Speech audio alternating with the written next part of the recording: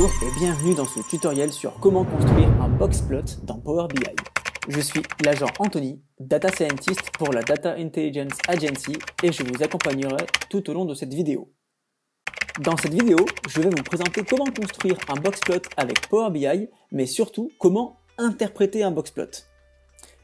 Voici ici un exemple du résultat attendu. Alors, dans un premier temps, je vais vous présenter les différentes données que nous allons utiliser dans ce tutoriel. Nous avons ici 50 magasins, donc qui sont dans chaque État américain, et nous avons deux informations sur chacun de ces magasins, à savoir le chiffre d'affaires sur une année, et si le magasin est franchisé ou non. Et donc nous allons travailler sur ces données-là pour construire un boxplot. Alors pour cela, ce qui se passe, c'est qu'il n'y a pas de visuel en fait, par défaut dans Power BI qui permet de construire un boxplot.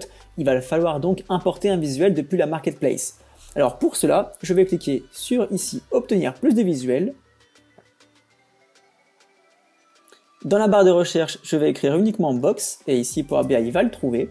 Alors j'ai plusieurs exemples de boxplot, de visuels que je peux utiliser.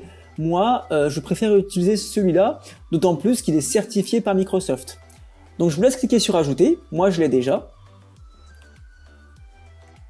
Et normalement, lorsque vous l'avez ajouté, vous devriez voir apparaître l'icône ici Box Enricher Chart qui vous permettra d'utiliser ce visuel.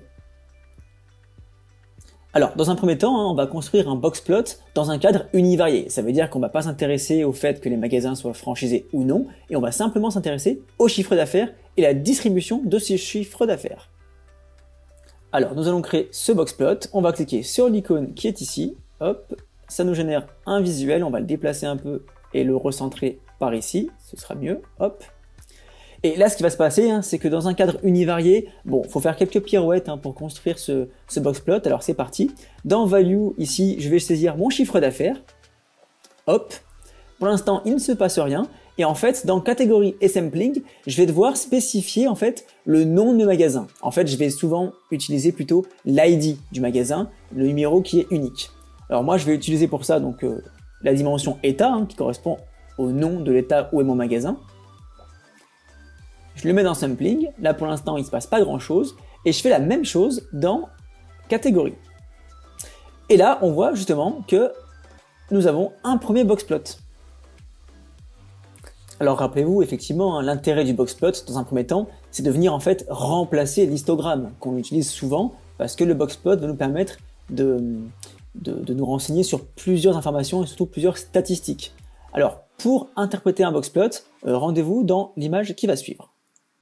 Alors, comment interpréter ce boxplot? Alors finalement, un boxplot, c'est pas très compliqué. Ce qui va se passer, c'est que c'est quand même effectivement un visuel qui est assez méconnu du grand public et un petit peu mal aimé parce que finalement, il demande quelques connaissances en statistique pour pouvoir être interprété, on va dire, pertinemment. Alors, le boxplot, qu'on appelle aussi boîte à moustache en français, a plusieurs caractéristiques. Dans un premier temps, on va voir une boîte ici qui va être caractérisée, qui va nous préciser trois informations, à savoir la médiane, à travers le trait qui est ici, Q1 et Q3, qui correspondent en fait au premier quartile et au troisième quartile, là où la médiane est en fait le deuxième quartile. Donc ici, nous avons la boîte. Pour calculer en fait les extrémités des moustaches qui sont ici, il y a plusieurs approches. Il y a une approche un peu théorique en statistique, où en fait, on va calculer l'intervalle interquartile, ici, IQR, donc qui est en fait la différence entre Q3 et Q1, et à cette valeur-là, cette différence, on va appliquer un coefficient multiplicateur de 1,5 qui va nous permettre en fait de définir un seuil théorique dans lequel on va considérer que toutes les données qui dépassent ou qui sont inférieures à ce seuil sont considérées comme des outliers, des valeurs un peu atypiques ou aberrantes. Alors là, c'est l'approche théorique. Souvent, effectivement, on a une approche un peu plus directe où on va plutôt parler de minimum et de maximum. Et en l'occurrence, les extrémités des moustaches correspondront au min et au max. Auquel cas, nous n'aurons pas de outliers. Retournons donc maintenant dans notre rapport Power BI. Nous sommes toujours dans un cadre univarié, justement, et ici, pour pouvoir l'interpréter, ce boxplot, comme je vous l'ai précisé ici, je vais afficher un petit tableau que j'ai conçu un petit peu en amont, justement. Alors c'est parti, hop, summary, je le démasque, il est ici. Alors c'est un tableau où je calcule en fait le minimum, le premier quartile, la médiane, la moyenne, le troisième quartile, le maximum par exemple, les déciles on verra plus tard. pour les magasins non franchisés, pour les magasins franchisés et pour les totaux. Alors pour l'instant, nous, on est dans un cadre univarié, donc on va pas s'occuper si le magasin est franchisé ou non. Donc c'est la ligne totale qui va nous intéresser. Et lorsqu'on dépose la souris sur notre boxplot univarié, qu'est-ce qu'on constate? On constate que les indicateurs qui sont affichés, en fait, correspondent, à quelques arrondis près, aux totaux que nous avons dans notre tableau, à savoir le minimum qui est ici, le maximum qui est ici, notre médiane, le point ici qui caractérise la moyenne, les extrémités des boîtes définies par Q1 et Q3, et du coup, nos moustaches ici définies par min et max. On va maintenant personnaliser un petit peu ce visuel-là, justement. Alors, on va pas aller modifier les titres ou les couleurs, justement, ça, c'est assez facile. Par contre, on va s'intéresser au paramétrage de la boîte et des moustaches, justement. Alors pour ça, je clique sur mon visuel, hop, je clique sur format, et là pour l'instant on va s'intéresser à charte option qui est ici. Alors, qu'est-ce qu'on voit ici? On va voir plusieurs choses. On voit que par défaut, en fait, les extrémités des moustaches sont définies par le min et le max. Mais on va pouvoir modifier ça et par exemple apporter une modification aux bornes des moustaches et mettre quelque chose qui est personnalisé. Alors d'ailleurs vous voyez ici, on voit ce qu'on avait vu dans l'aspect théorique tout à l'heure dans l'image, à savoir le petit coefficient de 1,5 fois l'intervalle interquartile. Bon, nous on va mettre le custom. Pourquoi le custom? Parce que quelquefois, ce qui est utilisé pour identifier des valeurs atypiques ou aberrantes, c'est d'utiliser plutôt des déciles ou des centiles. Ça veut dire qu'on va plus travailler sur des quartiles ou autres pour définir les moustaches, mais on va travailler plutôt sur des déciles. Et là, ce qui va se passer, c'est qu'on va définir par exemple 10%, 90%, notre boxplot se met à jour et en fait ici, les extrémités des moustaches correspondent justement au décile 1 et au décile 9 que j'ai calculé précédemment dans mon tableau, sur la ligne totale bien évidemment. Alors bien sûr, il y a quelques arrondis ici, mais on constate ici que sur le décile 1, on est à peu près à 256 000 $, et donc là avec l'arrondi, on est sur 260 000 $, justement.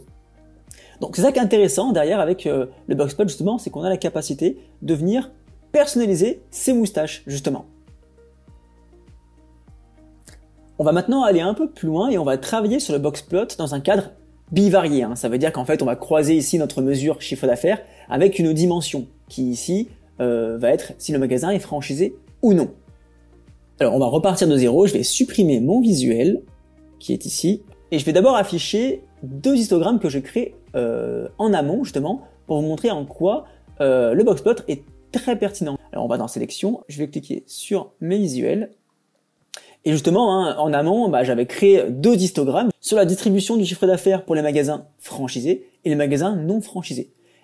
Et l'intérêt ici, ça va être grâce au boxplot bivarié de pouvoir résumer l'information des deux distributions et des indicateurs que j'ai calculés dans mon tableau. C'est ce qu'on va faire maintenant.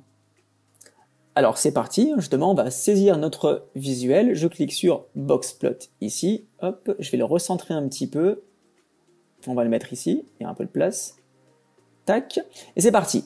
Alors dans values, je vais toujours mettre le chiffre d'affaires finalement, c'est ce qui nous intéresse. Pour l'instant il se passe rien, pourquoi? Parce que dans catégorie je vais devoir mettre la dimension qui sera l'axe d'analyse, justement ici ça va être si le magasin est franchisé ou non. Pour l'instant, il se passe pas grand chose, on a quelque chose d'assez moche, pourquoi? Parce que dans le sampling, j'ai pas défini en fait mon ID qui identifie mon magasin. Et pour ça, moi je vais utiliser ma dimension état. Et ici, voilà, je vais agrandir un petit peu qu'on ait un grand visuel.